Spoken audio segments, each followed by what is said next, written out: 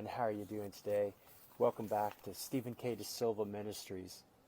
I'm broadcasting right now, pre-recording this message because I'm temporarily waiting for an airplane to go from Wichita to Denver on my way back home. So it's snowing outside right now. I'm bundled up. I have my scarf on. You can see all this good stuff keeping me warm. We had a beautiful time here in Wichita, and I just want to give a shout out to my new friends here at the church and the pastors that all loved on me so well, my hosts, Alan and Liz. Really appreciate you guys, and thanks for having me. But what I want to do today is continue my process of just working through some questions. And this one comes from someone who is participating at the Wichita event. That was a Prosperous Home training.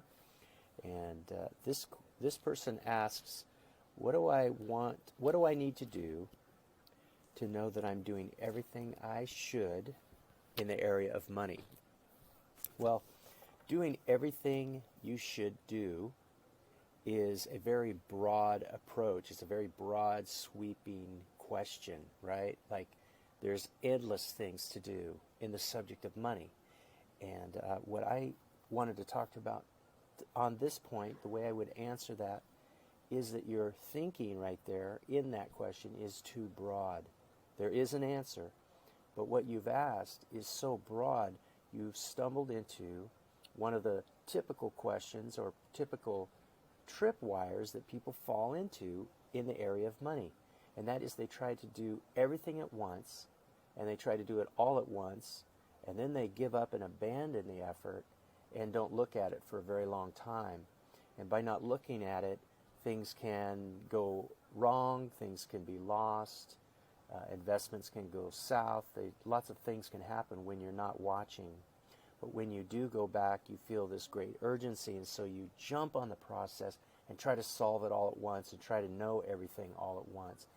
Well, the answer to this question is actually found in the Bible. It's a phrase that is used in the book of Exodus. It's called little by little. So the answer to this question, how do I do everything I should with money? The answer is little by little.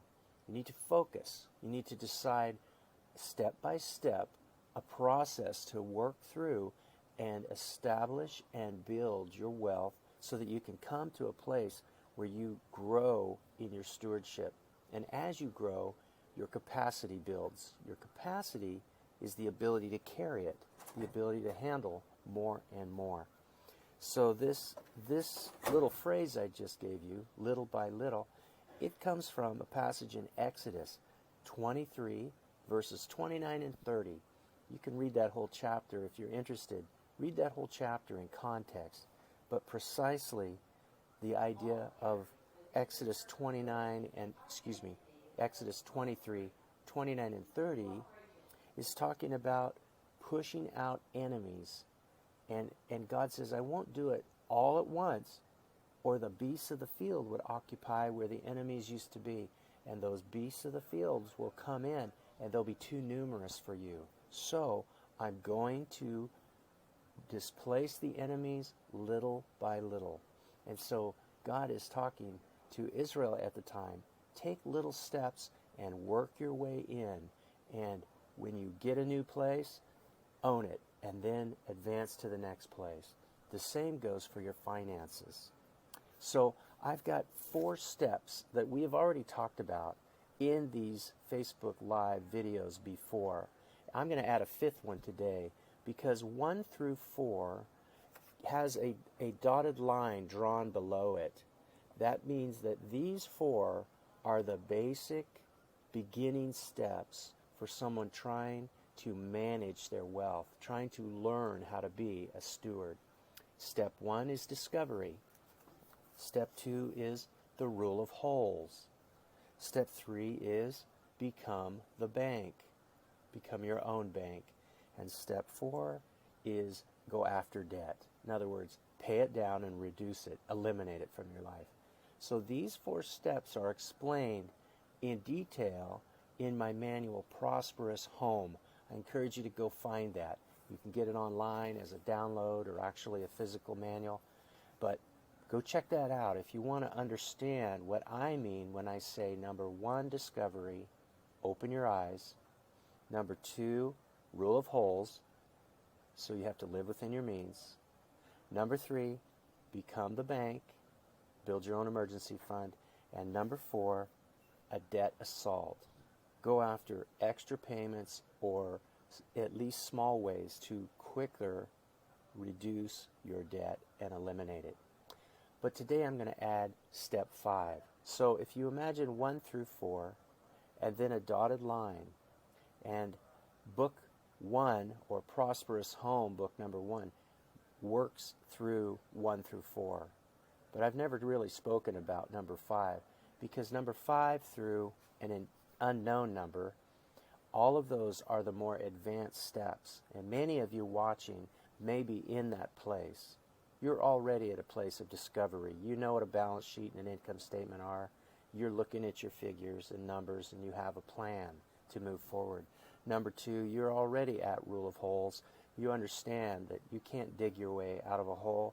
You need to stop digging in order to get out of a hole. So you have reconciled your living within your means using the LGS system where you match bread and seed, and the seed of giving and saving are equal.